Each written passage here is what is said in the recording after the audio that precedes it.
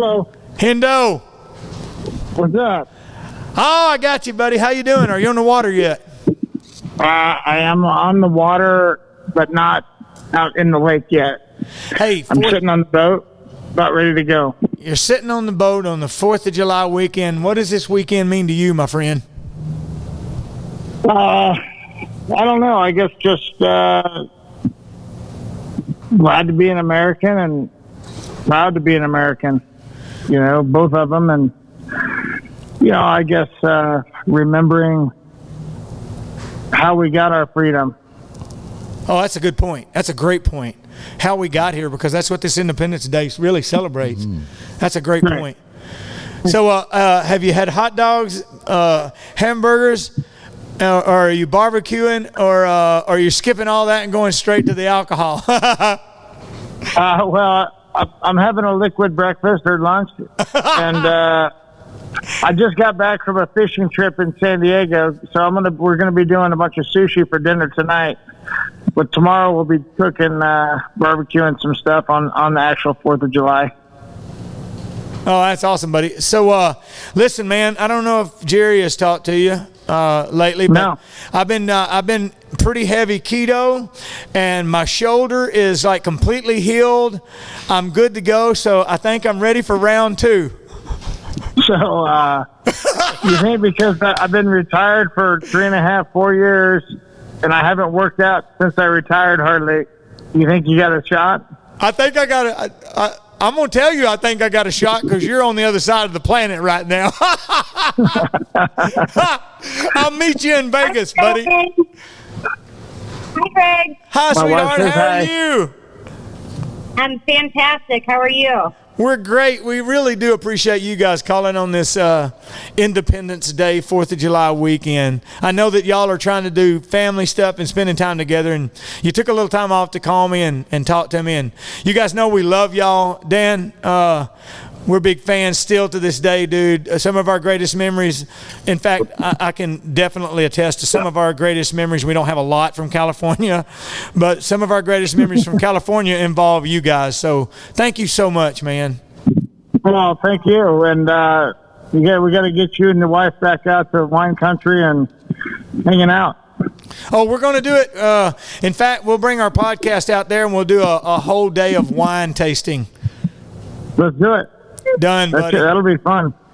Well, thanks for calling me, and I look forward to talking to you. Stay in touch with me. You guys enjoy the weekend, and I'll check in with you. Absolutely, Craig. Have a great 4th of July, and say hello to the family. You do the same, brother. Godspeed. All right. Love you. All right, buddy. Bye. That was Dan Henderson, one of my favorite people, definitely one of my favorite people in the MMA arena, the UFC. He's a light heavyweight champion.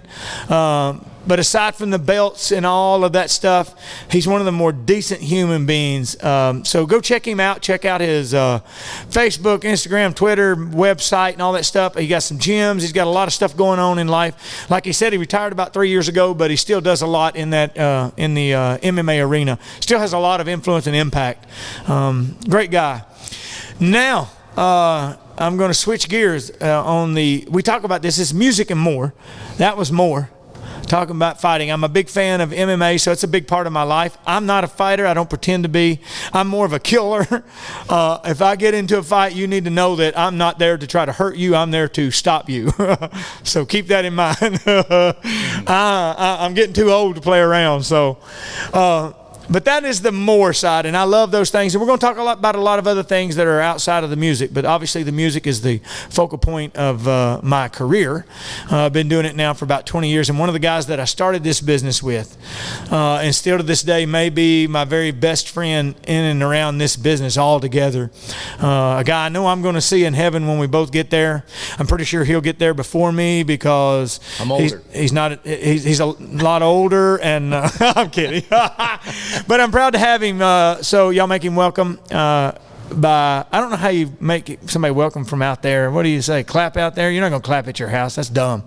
So, but my buddy Phil Billy, his real name's Phil O'Donnell, singer, songwriter, producer. He has written some of the biggest hits that you have heard on country radio. I don't even know how many number ones you have. How many number ones do you have? Not very many. He's got a ton of hits. No, I don't. He wrote George Strait's probably most memorable song, and I'm not talking about the early stuff. The one that became his 50th or 60th number one. And that was a big deal in our business for him to have a 60th number one. And Phil Billy wrote that song. Thankful. He's written a ton of songs with me and for me and such. Most of the time he would start writing something and I'd make him let me write it with him. I learned a lot from him as a writer, as a singer, as an entertainer, as a employer, as a human being. So I'm proud to have you here, buddy. Hey, I'm glad to be here, and I think I was your employer one time too. You were my employer. This is funny. Okay, true story. So when I was first getting started in the music business, I did a lot of other things. I was a police officer. I was a EMT. I did siding, vinyl siding, and for this other guy, I did swimming pool work. This guy. He did swimming pools. So Phil Billy had a business, and he was he was a musician, mind you. But if you don't know, when you first get to Nashville or when you get in this business, and sometimes I don't mean at first for like a month or 6 months. I mean like for years, people try to get into the business, so they have to have something to do to make a living. Mm-hmm. Well, Phil Billy had a skill set doing swimming pools. In fact, we'll talk about a song that we wrote that came from swimming, or came from doing them walls. Can't talk. Yeah.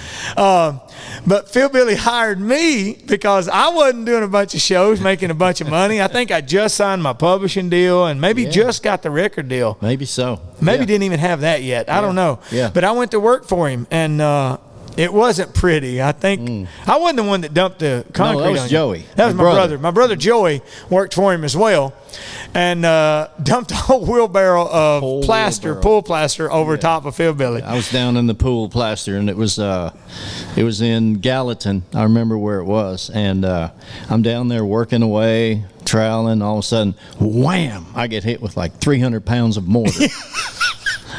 Goodness. He dumped the whole wheelbarrow on top of you. It was a little board you got to try to run across, and you got to stop on the edge, and Joey couldn't stop. Yeah. I think that the wheelbarrow without anything in it weighed more than Joey did. Well, oh, good times. Good stories. It is good stories. I want you to tell a story. This is my favorite story, everybody. And I have never told this story in public. There may be some radio programmers who may have heard this story, especially when we were out early on together. Mm-hmm. But Phil, Billy, and I were going to the airport. Yes. To go do a flight date. We were going to do probably a radio show. Yeah, that was early. Yeah, we were doing nothing but radio shows. Just really early on, and we were both very much probably hand to mouth, to say the least. And I met Craig and Dixon to ride to the airport with him. So he had this little black Jeep. I know people that remember probably when he had that little black Jeep. And we were on our way to the airport. And before we got to Kingston Springs, the Jeep started sputtering and kind of running out of gas. And he was laughing, hit the reserve. So drove on into town and pulled in Bellevue. And at Bellevue, where the Home Depot is now, that exit, that station, whatever it is, Speedy or something, used to be a Texaco. It was a Texaco. And he looked at me, he said, "Let me $5 till I get to the airport and I'll pay you back. We'll get some gas." Well, we started looking through our wallets and pockets, and neither one of us had a bill of anything, not a dollar. It's a true story. No credit card, no nothing. And we upset the seats in the Jeep and picked around there, and I think we found 83 or 85 cents. 83 cents. 83 cents, and we put 83 cents worth of gas in that Jeep and got to the airport, and that's a true story. True story. True story. We knew that if we could get to the airport, that the record label would give us our per diem for the days that we were out. And we never used our per diem because they always fed us. Yeah. They always took us out to eat. And we didn't eat a bunch anyway, so we'd wait till we were going to dinner with the radio station. We did the same thing all you radio programmers do. Y'all don't, be honest. Let's be honest. Y'all waited until it was a good dinner and you say, "Oh, we're going to Morton's," or "Man, we ate good food and we drank good wine." And we saved our money, so we knew we would have money when we got back to have gas. So I love that story because it's humbling. It is humbling, and you think about what it took to get to where we are at in this. Although today where we're at, it's kind of where we were then. Yeah. We're not far from it. I'm back in a black Jeep. But we've got bigger gardens. Yeah, we got bigger gardens, and we own the land that the gardens are on. Yes. Yeah. So so we have been blessed. God lets us have it. Yes. God lets us use it's God's. land. Yeah. Yes. We just got it on loan. I just want to be a good steward of what He's given me while I'm here. Yep. But we've worked hard and we've come a long way and we've been really blessed. But I think it's times like that and stories like that that if you never forget them, you always seem to feel such a sense of gratitude. I know I do. I still can't believe today, and I've been doing this almost 20 years, and I still, when we do a show, and I step out on the stage, and Jerry can attest to this. Jerry's my tour manager and our producer. I'm going to make him come around here in a minute so everybody can see who's doing all the real work here while I talk. Every show, I never go out and look. I don't go out and check the audience and do that. I leave that to them. And right before we go out, I'll ask Jerry nervously, how does it look? And I'm always amazed when he says, it's unbelievable. I can't believe it. Because an hour before there was 50 people there, and then you go out and there's 2,500 people sitting out there, and the curtain goes up or the announcer finishes and the music starts playing and they go, and I'm just so fascinated by that still to this day and so thankful. Ephesians 3, 19 or 20, immeasurably more. Immeasurably more than we imagined or deserve 21 years ago. Absolutely. Yeah, I feel like I don't deserve it, but I am grateful for it. And we want to do our best to share that. And that's I think this early on I had a real struggle, and there's still times in my life today when we're doing this business. And that's just so everybody understands too. We'll talk a whole lot more about this. I will when I'm here about the music business. We do love what we do, but this is a business, and we have to somehow make money at it, or we go back to doing swimming pools, or back in the Army, or doing the things that we were doing before, and then just keep doing it for fun, like we did, because we do love it. I enjoy writing songs, enjoy singing, but it is a business. But I think we're at a point now, and I know I feel like I always I don't want to say I took it for granted, but I was hesitant to truly appreciate the impact that we have with the music, because I was always so busy just doing it. And and in my heart, in my head, I was always reverting back to when I was a soldier. And I always felt like I was really contributing to society when I was a soldier. I always felt like I was impacting people's lives, whether it be going overseas in a war or doing something at home, helping in a hurricane or tornado or whatever, or just training, being ready to protect my country. I felt like I was doing something. In the beginning of this business, I didn't get that same feeling. I just felt like I had a job and I was making some money, and in the beginning it wasn't much money at all. But I have learned and really grown to truly appreciate that we can help and we can change people's lives and impact. Yes, absolutely. There are people, I've had a bunch of people come to me about your songs, especially even lately. We had lunch with our neighbors today, and they were talking about your song, and they're like, man, I don't know how he does that. On the Opry, you're the Father, my Son, Holy Ghost, and Holy Ghost song, and it's not, it's personal. It touched you, but it tore everybody up that heard it. It was weird getting emails from people or Facebook messages, and I've said this before. I read every one of them still today. Right.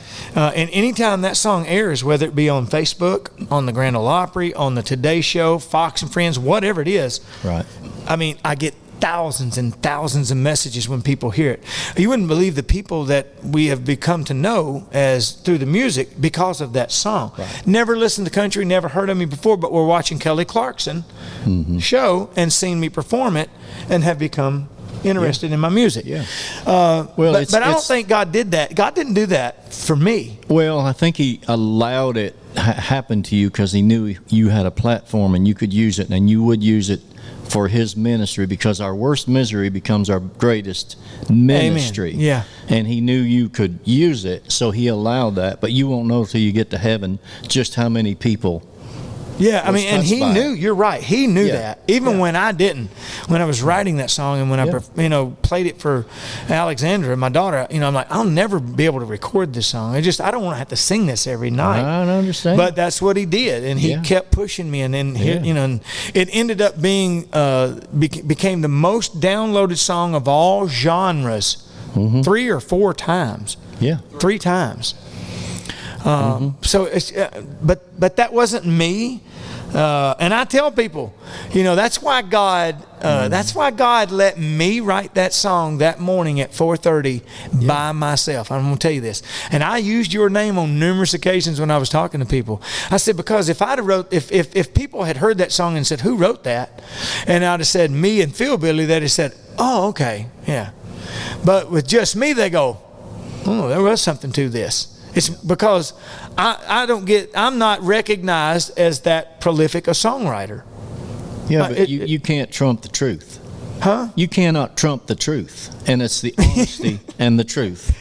No, you're right, in but it. You can't. I couldn't have. No, but my point is, if me and you had done it together, people would say, "Oh, well, Phil Billy's such a great songwriter. It makes sense." With me writing it by myself, people go, oh yeah, this was a God thing. He ain't that good. he can say he's not prolific, but he was the energy in so many writes on the bus, and he's very prolific. So. Well, but you know what I'm saying. Ideas I do believe that still to this day. I believe that God uses people that He does such miraculous things with people that aren't supposed to be that miraculous. I believe that. Moses couldn't even talk, could he? Or no, it was into Moses. He couldn't even talk very good. Yeah. So yeah, and I've been hesitant to even utilize that. To have that conversation for that reason, because I would never want anyone to think that I'm trying to in any way consider myself in the same realm as Moses and some of the people that God did use. But he always did. He always did use someone in a bad situation, and he is always glorified. Oh yeah. And our losing Jerry's death is the most horrific thing that I've ever experienced, and I experience it every day. Yeah. This year's 4 years. Yeah. And it's still, I still wake up, and for me, that was yesterday. Oh yeah. I mean, it was just yesterday that it happened for me, and I think it'll always be that way.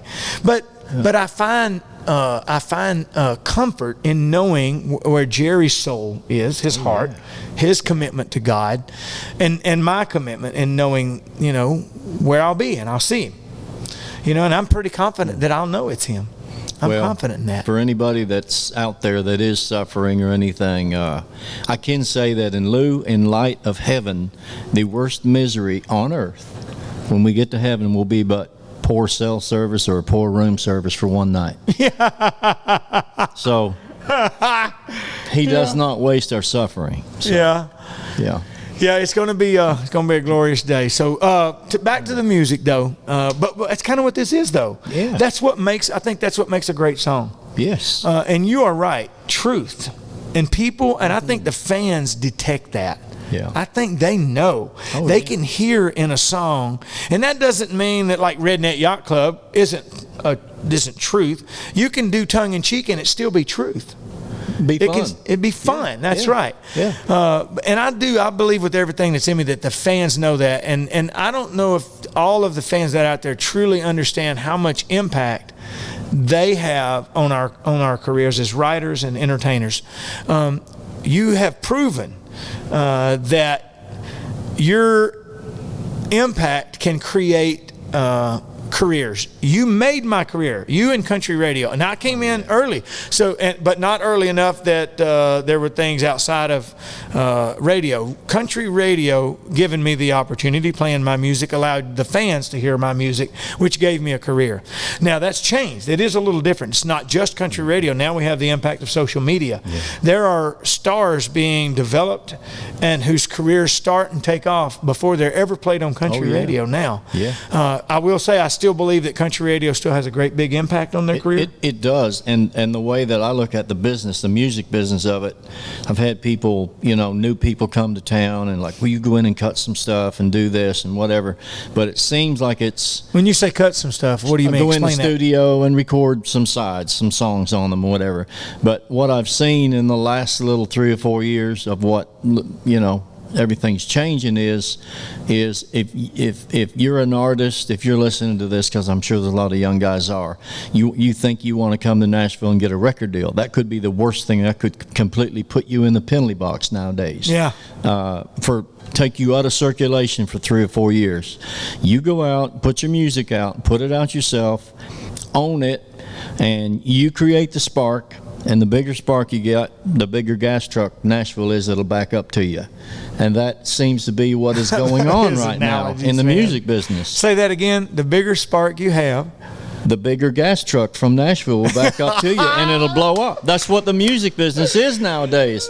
You as an individual artist, go out, do your music, and nothing against record labels. We got to have them to get on the radio. We got to have them. One. We're so thankful for them. I love mine. Yes. I wish it was the way it used to be, where you go in and you cut 10 songs and they send you out on a radio tour and you have a hit and another hit and another hit. But that's not the way it is anymore. It's not the way it is anymore. That's right. And as a writer, as a guy trying to make a little living, used to be if someone recorded our album, we had 9.2 cents to divide up between the writers and the publishing.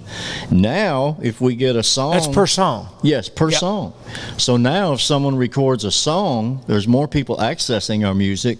So now a song, like if it's 3 songs, me and you and Jerry write a song, and you're streaming, it shows up on my statement as 0.00036 cents a stream. So instead of being 9.2 cents a copy where someone's accessing it, it's 0.00036. Yeah, I know. And it's I know. But there's more people accessing music, and yes, there's more people hearing it and playing it, but we're getting paid like we've gone from hamburger to potted meat. No. Hamburger to manna. Yeah, God is still providing. Yeah, it really is. But yeah, it's not as prosperous, especially for writers and producers. Right. And on the producer, because you produce a lot of stuff too. Yeah. In fact, we produced a bunch of our records together. You and I did. We did. I had a great time, and that again, I feel like just so blessed to be able to do that, because a lot of that stuff was the energy you come off. I was there and I thought, well, it might be a little too slow, or might be a little, I felt like a... Oh no, we worked great together. No, dude. it was good. We made great records. We had a good energy. Yes, we did.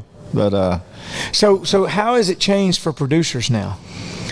You're not doing albums really anymore. All kinds of interesting deals. Recently, I've worked some on yours and with Craig Campbell, Dylan Carmichael, Tyler Booth. Just did a record on Aaron Watson, and I honestly believe that just about every deal is different. Yeah. When you get breaking it apart, right? Everything is. But you don't. Do you feel? Are you working with anybody right now where you're doing a whole album of songs? It was because a lot of guys are just doing these. Aaron did, because he does his hard pieces, you know. But as far as like putting the whole album, EPs. That's what I mean. Yeah. More EP-like, right? It's more EP-like. 6 at a time, 4 at a time, 3, 4. Yeah. How many people out there leave notes in the wherever you leave notes? They leave notes here. Leave comments. I'd like to know how many of you like the hard product. How many of you still buy CDs? Just leave a comment. Yes, you do. No, you don't. In the comments section, because we're going to look at the numbers, and I'd like to see what percentage of people still. And be honest. Really, be honest. If you still buy CDs, if you don't listen to music only on your phone, if you listen to music primarily on your phone, don't put yes. If you listen to music on your phone more than 40%, then don't put yes, because you're not a primary buyer, I would think. But if you buy CDs regularly, put yes. I want to see how many people buying CDs. I'm not a shopper online, but I have gone to stores looking for CDs. Yeah. And couldn't find them. Yeah, I know. I've done that too. I can't find mine. Looking for yours. Yeah. I've gone looking for it. I've gone looking for a bunch of people's CDs. With the new album, God, Family, and Country, we didn't do a hard product for distribution. Okay. Just because of everything that's going on. Right. And, when we came out with the album, people weren't allowed to go shopping. Right. It was right at the beginning, and we debated on whether or not we were going to come out with the album at all. And we said, we'll go out and we'll allow them to stream it, and we'll have hard product on the website. So people can go to craigmorgan.com. Okay. You can still do that. Yeah. You can go to my merchandise area and order the CD.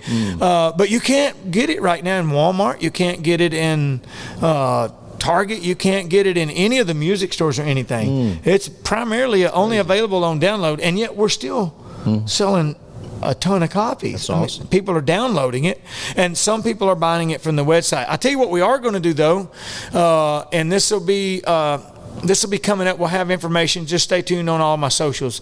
But we are going to be doing a VIP available vinyl album of the new God, Family, Country project.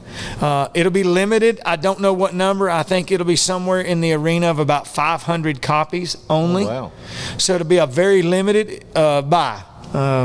So stay in touch with us on that through all the socials. You'll know it because it'll come out on all my socials and on the Facebook and on everything. The website. But we'll be talking a lot about it but it'll be limited again, 500. I don't know. They may do 1,000. Somebody else just recently did it, and I think they did 1,000. But they sell so quick, and they're it's not cheap neither. That's another thing. And I always feel kind of like right now with everything's going on, knowing that so many people have been out of work. Yeah. I feel guilty saying go buy my CD, go download my music. Right. Yeah. Because I don't want people to put themselves out. Yeah. For a record, when they need to be buying milk.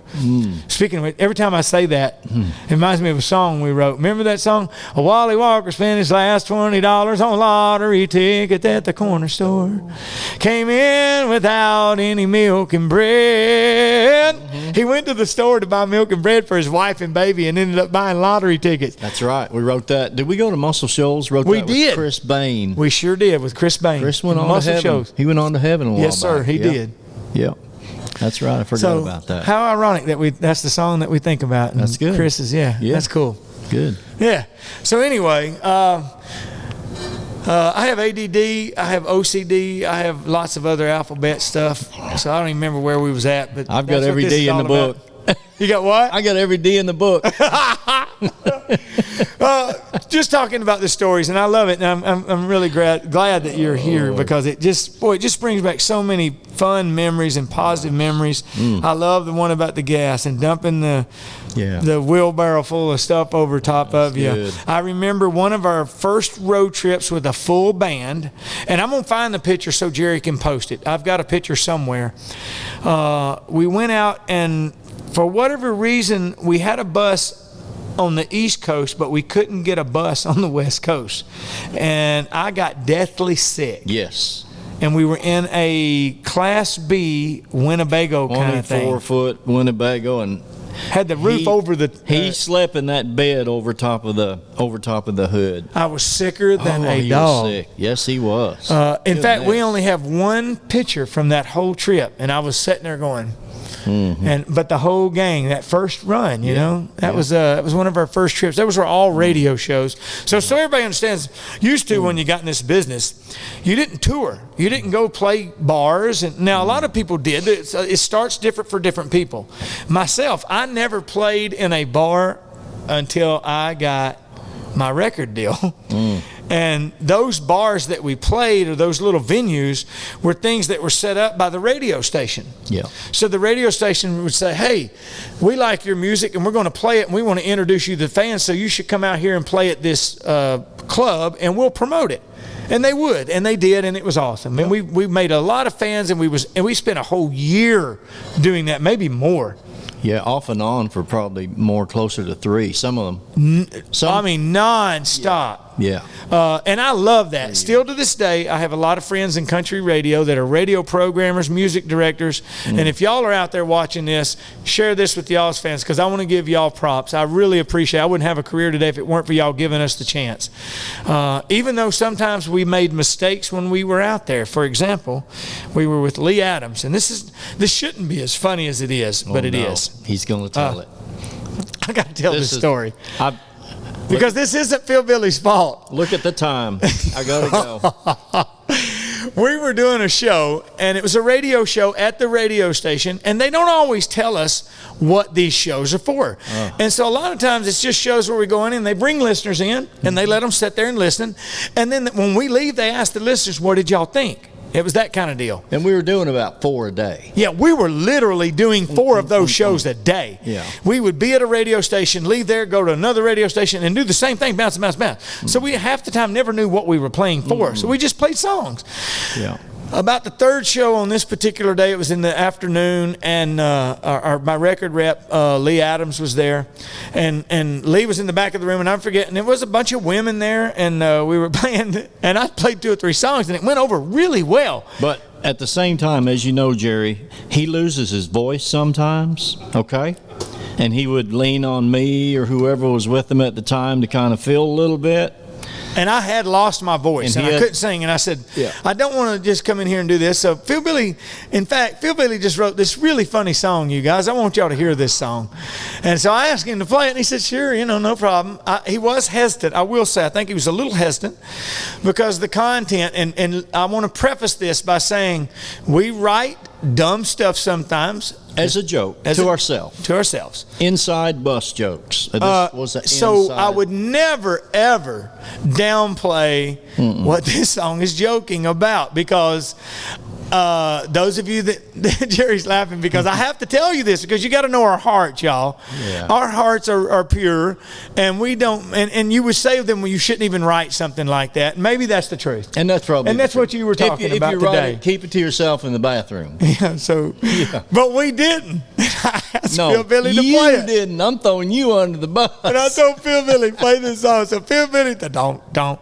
You don't want to kiss. You don't want to hold. Cut out the crap, baby, shuck out of them clothes. There you go again, a fussing and a hissing, and that's what it causes me to hit you.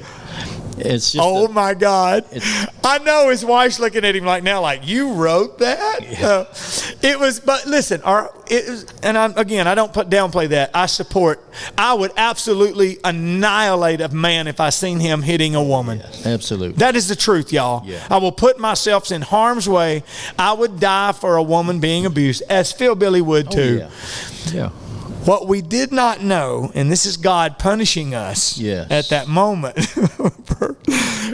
was we were playing for a room full of women who were there representing a battered women's shelter. True story. That's a true story. So that taught us a lesson. One of the most embarrassing things of the rear view. Ever. Yes. Ever. For both of us. Yes. Yeah. So it taught me a couple of things. One is always make sure you know who you're playing for. Yeah. And 2, just because you wrote it and it's funny doesn't mean you should do it. Absolutely. In fact, we apologized profusely, and they laughed. They did. The women there laughed. Yeah. They did not clap. I will say that. They didn't clap when he finished. We have what they call litter box songs, and that one should have gone to the cat sand pile the day you wrote and forgot. Oh, gosh. Yeah. Anyway, I had to tell the story because I just want you to know we make mistakes. Yeah. And we are sorry for our mistakes, and we apologize profusely to those women, and would never do anything to hurt them or anyone for that matter. Guys, here's the deal. I'm not going to say that I'm never going to hurt someone's feelings. It might happen. But I can promise you this, it's never my intention. So if it happens in a song, if it happens in a conversation, if you're yelling at me and I don't turn around and notice you when we're in a crowd and you get upset that I didn't sign something or whatever, those things do happen in life. And we find them, they happen regularly to us. And a lot of times we get bad mouthed for that. But I can assure you, and I can speak on behalf of most of the artists out there. I don't know them all, but the ones that I know and affiliate with would never do anything purposely to hurt someone. Nor I just don't hang out with people like that, y'all. The songwriters I write with, and there have been some who don't have the same moral values and have the same outlook on life and love and the desire to be kind that we do, and they're not people I write with and hang out with after I get to know them. Yeah. So know that we do make mistakes, and so if it has happened to you, or if it does happen to you, know that it's not intentional. I'm not going to say it won't happen, but it won't be intentional. And again, I'm going to go even a step further. That also doesn't mean that I won't hurt your feelings because of something that I do believe. I do have a lot of faith in my God, and if that offends you, I can't change that.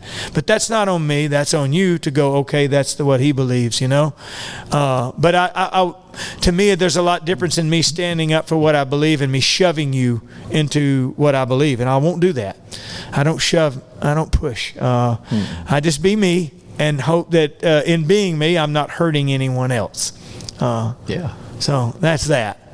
So I had to tell that story though, because looking back, it may be the worst experience of our. There was one more story, and I'm gonna let Phil Billy go after this and go home. This is a funny. It's a good one. All right. I'm gonna cram two of them together. Okay. Because you're here, and these are your stories with you. My experiences with Phil Billy. I'm good. We were in a BX in Virginia. It was the grand opening of a BX. And they had various artists from different formats, different genres of music throughout the BX. And for those of you that don't know, a BX and a PX are a lot like a Walmart. They have a shoes department, a ladies' clothing, a men's clothing, even everything but food. The food is called the commissary. But it's just like a little Walmart without the food, you know. And we were playing next to an elevator in the shoe section, I believe. If I remember correctly, the rapper, who was the guy who was from the rap genre, was in the ladies' lingerie, because I remember being upset about that. I'm like, how does the rapper get lingerie and we get shoes? I'm a country guy, you know. Yeah. We shouldn't be stuck in shoes because we're country. Police I don't know what it was. They were poking fun. Like generally we're people who don't wear shoes, hillbillies. I knew what they were doing. So we were in the shoe section and we were playing. I had a brand new song we just went to country radio with called Something to Write Home About. Yep. And we were about halfway through the song, and the medics behind the 8 or 10 people that were standing there watching us. It couldn't have been more than 8 or 10, right? It wasn't. No, 8 or 10. And I may be generous. I thought there was 8 or 10. In my head, I visually see 8 or 10 people. Could have been 3. About 8 or 10 people. There was at least one, though. But the medics go running by with a gurney. And I'm like, golly. And we just kept singing. And I'm not making this up. Behind the people, they come by. One guy's pushing, and one guy is up on top of the lady doing this. Give him CPR. And she's got long blonde hair and deep blue eyes. And my eyes had to be big. So I looked at Phil, and he said, keep singing, son, you're killing him. Like some music loud and walking in the moonlight. Like, oh my gosh. Keep singing, son, you're killing them. We were there. It happened. Kind of trying to cheer him up a little bit. But twice, 2 people were carried out on a gurney. Pretty sure they came from the lingerie section. And that was kind of the same area where we've done several very embarrassing radio things, but I can remember one where they put us in a boxing ring. Oh, that was at Fort Bragg. Yes. North Carolina. We were playing in a because they had just done a MMA match the night before. Yep. And we're standing. We're in ropes around us, and I'm thinking, well, I've played behind chicken bar, but this is the first, you know, in this place where they had a boxing ropes around us.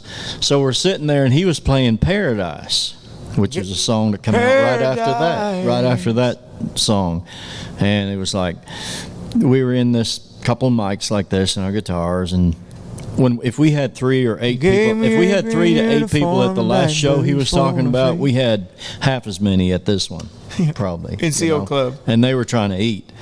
And I remember he was singing Christmas of '89 was a only time for me. Table 17, your order is ready. Panama was just broke out over the same mic and everything, so. Order number 45, your order's ready. Came across the same mic or speakers that we were singing through. Yeah. That was the other story I was going to tell. Yeah. I'm glad you told that. You'll hang out for a little bit? Yeah. All right, we're going to take just a real quick break. We'll throw up a logo of some of the people that are helping us be here. They're paying for this. We do have some sponsors, and we want to thank them. We're going to do that right here in the middle of this. While we're doing that, I'm going to go sit up with Mike, and we're going to play a couple songs for you.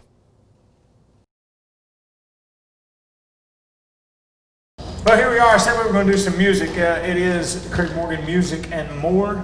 I think there's going to be a whole lot more of the more than the music, but it kind of depends on what's going on in our world and in the world when we discuss what we're going to discuss on the podcast. So this being our first podcast, I did want to do some music because, again, it's Craig Morgan's Music and More. So we're going to do a couple of songs that have not been big hits for me. Songs that may be out on a record and you may have heard, but they are not songs that were big hits like Redneck Yacht Club, International Harvester, That's What I Love About Sunday, Almost Home, all those hits. We're not going to do them on this show, so we're going to do a couple songs. This is one that we wrote talking about relationships. I love doing this song because that's a fun song to sing, and I think it's a sexy song. In our lives these days, we're so quick to give up on relationships, and not just marriage, but even friendships. We're quick to say, "Oh man, I don't need to. I ain't worried about that. I don't want to fight for that." And I think we shouldn't do that. I think that's a lot of that is what's brought us to where we're at. We've separated ourselves from the family unit. We don't put enough emphasis and importance on being a family, a mother, a father, those figures, and so. In doing that, I think we've gotten away from the importance of fighting for those relationships and those friendships. So this is a song that's kind of about that.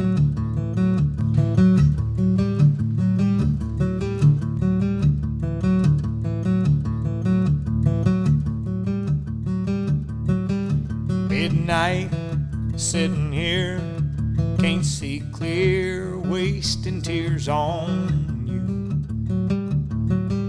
Tick-tock, round the clock, on the dot, every thought consumes this missing you. Going round and round like this, it's the time to call it quits. Tell me I didn't hear you right. Tell me it's just another fight. No, we ain't going out like this. We ain't going out like this. Tell me what I'm supposed to do when I feel like I'm losing you. No, we ain't going out like this. We ain't going out like this.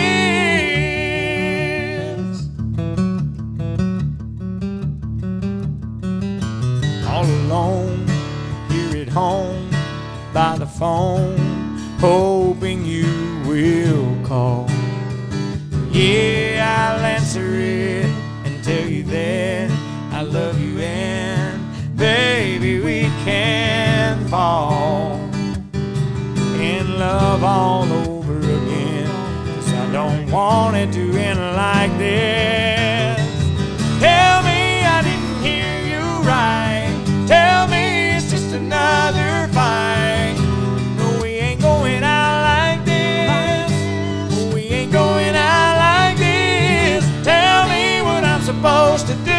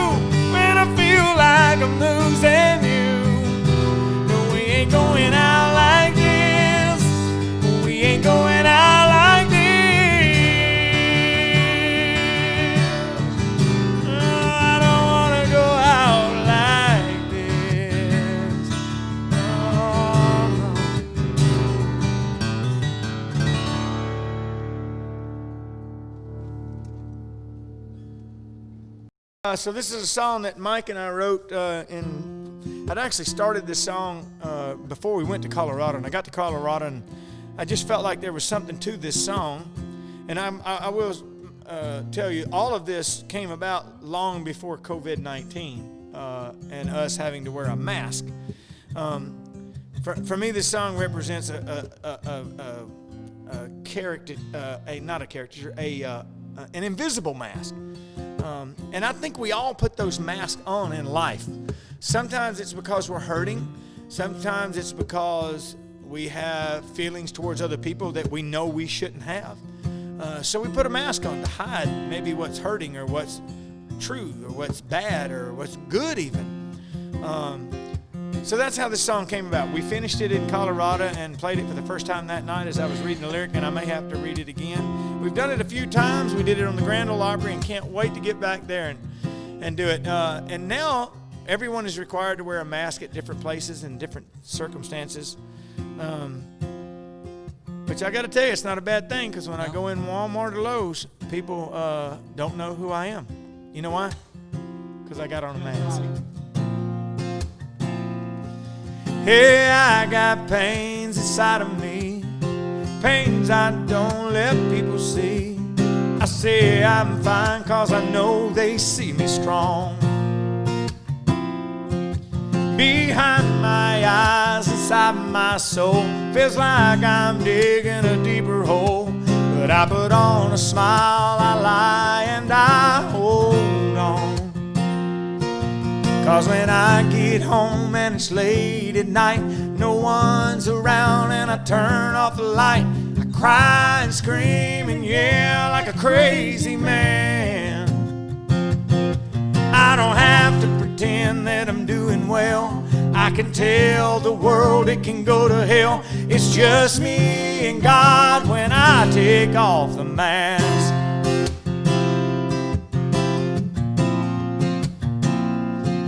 They say you got so much going on, but in this crowd I'm still alone. Yeah, they don't know 'cause I hold my head up high. But there's times I can't get out of bed. I'm going round and round inside my head. That's when I slip it on so I can hide. But when I get home and it's late at night, no one's around and I turn off the light, I cry and scream and yell like a crazy man. I don't have to pretend that I'm doing well. I can tell the world it can go to hell. It's just me and God when I take off the mask. I won't give up. I won't give in. I won't take it all till I'm with Him.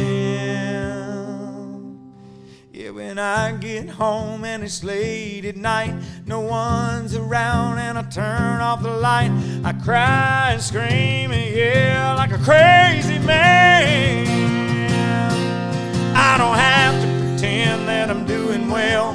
I can tell the world it can go to hell. It's just me and God when I take off the mask. Oh.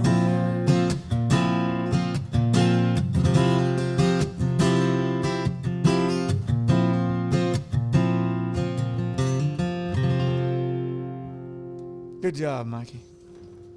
It's a good song right there. I got one more that was Oh, a good please one. do, yeah. One more. Almost Home come out. So again, like he said, you know, we would go to these areas and do radio shows. So we were trying to get a venue for this place. There was a Packers game, and they couldn't find a venue. So they put us on a bus with 70 winners. I remember this. These winners were from Detroit or somewhere that this radio station put us on a bus. We were in the back I was sitting up. back or front? I was sitting up. No, I was sitting up back about 15 seats up right here because there was no seat. Everybody was full. There was nowhere to sit down. He had the bus driver's microphone. Okay, this is, you know, the guy that would say, okay, we're coming up on stop such and such, and and he was like,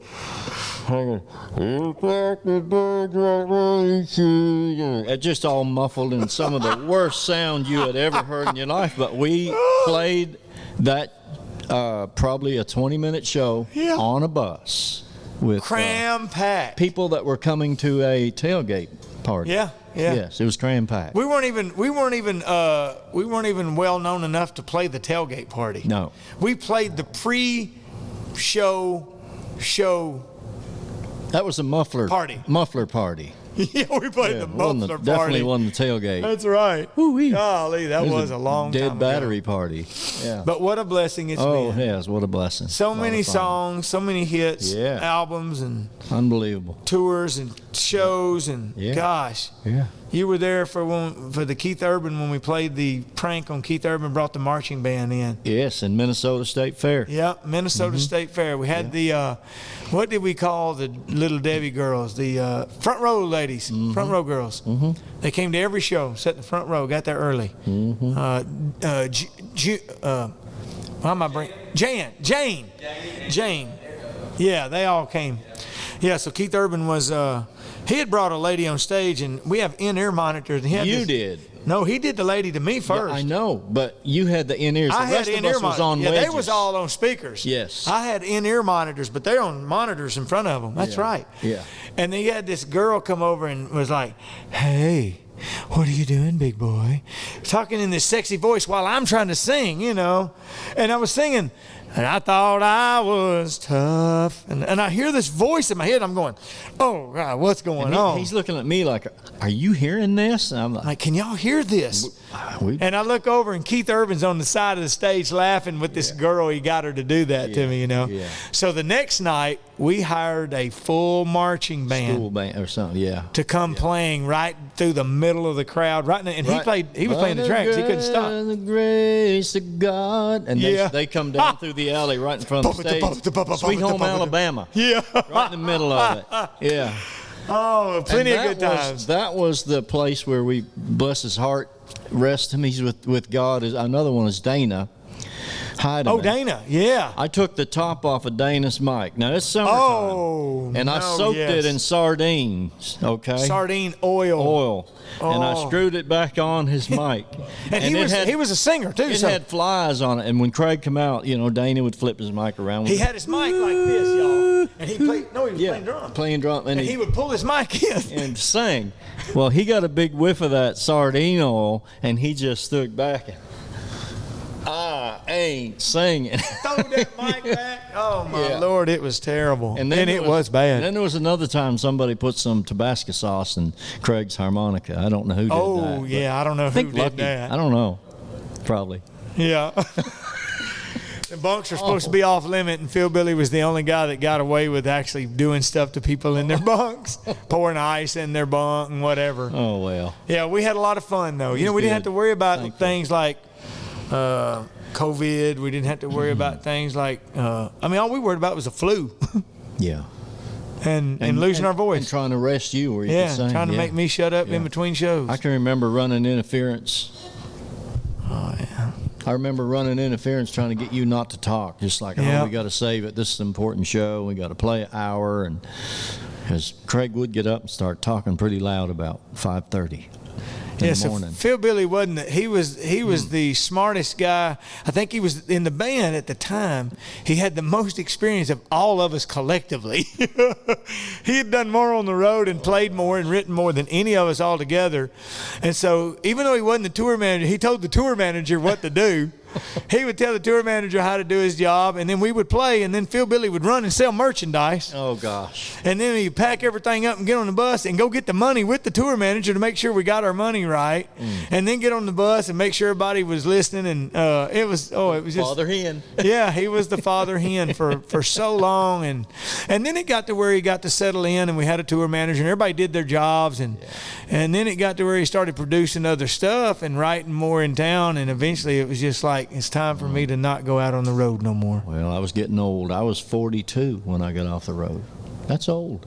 No, that's not old. That is. That is not That's- old at all, folks. That's quite old. Like 65 is getting old. That's Well, I didn't want to be right now. out- Jimmy Fortune wants to smack me. I don't even think he's 65, but I didn't want to be going out there in a walker. yeah, I don't either. I'm not going to, just for the record, folks. Although I have gone out on crutches and a wheelchair and Remember the wheelchair? yeah. Yeah. Oh yeah, I did a CMAs one year on a set of crutches and had on medicine so bad I couldn't think. I was nominated that year and I was not going to go. So Mercy. yeah, we've had a lot of great memories. It's a lot of fun. Well, I thank you for being so good to me for 20 years. Well, you, me Appreciate too, it. buddy. Yeah. We're in it together. Been good. Kind of like that's the motto now, isn't that? Isn't that it? We're in this together. Yeah. You know, we've been using that term for 20 years. Yep. And in this business, we've used that term. We're in this together. Yeah. Producers, writers, singers, players, managers, tour managers, Yeah. publicists. It's a big old team of people that right is. now, ladies and gentlemen, is in a dire strait. They're hurting bad. Yeah. I'm going to be okay. I've been blessed. I'm going to be okay. But it's tough. It's tough on the business. But we will be here, and we are going to bounce back. And we're starting to do shows. Be advised, I'm going to tell y'all, when you come to a show, it's a lot different. You don't get to do the things you got to do before. The mosh pit days are over for now. And we request that of you. We're going to ask you. I'm going to ask you now. I'll ask you. The promoters will ask you from the stage before we go on stage in the future. Until this thing gets rectified. Yeah. That's the way it's going to be. If you want us to do shows, you got to be able to adhere to these things. Otherwise, we won't be able to do these shows. And I think y'all appreciate that. If you don't appreciate that, I mean, you can get on here and say all you want, but that is what it is. But you don't need to get on there and badmouth the people that aren't doing those things. I will tell you that we need to check ourselves, ladies and gentlemen. We need to check ourselves, all of us. And I'm not just saying y'all, me too, all of us. If we, there's an old term, and I know it seems so cliche, and you might have something negative to say, but you might even, I'm sure you'll badmouth this. There will be people that will. But there's an old term: if you don't have something good to say, don't say nothing at all.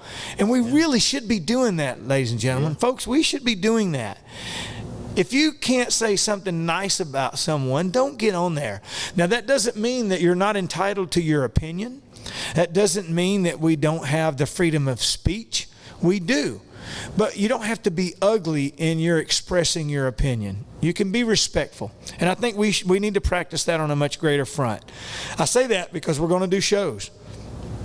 And there's going to be people that don't like that it's happening at all because for whatever reason. And I just think that's absurd. We got to get back to work. The shows, I will tell you, that I do are going to be different. We're going to adhere to what the health organizations are telling us to do. We're going to be doing those things. And we're going to ask y'all to do what they're telling us that we need y'all to do in order for us to do those shows. Because if we don't do those things, they will shut it down completely. Yeah. In Nashville, everyone was not doing what they were saying. They shut it down. So you had the opportunity in Nashville to go to a bar and have a beer with your friends. Yeah. And maybe even listen to a singer on the stage. But because you didn't do it the way they asked you to, they stopped it because they don't want it to get worse until we know more about this virus. And we all can buy into all the conspiracy theories, and we can all do that crap all day long. I can tell you, I don't think the mask does me any good, but I wear my mask because I don't want to hurt someone else. And if someone else does believe in that mask, when I go in the store, if there's an elderly person, I don't want them to be scared to be around me because I don't have a mask on. I don't wear it at my house. I don't wear it when I run on my farm or work.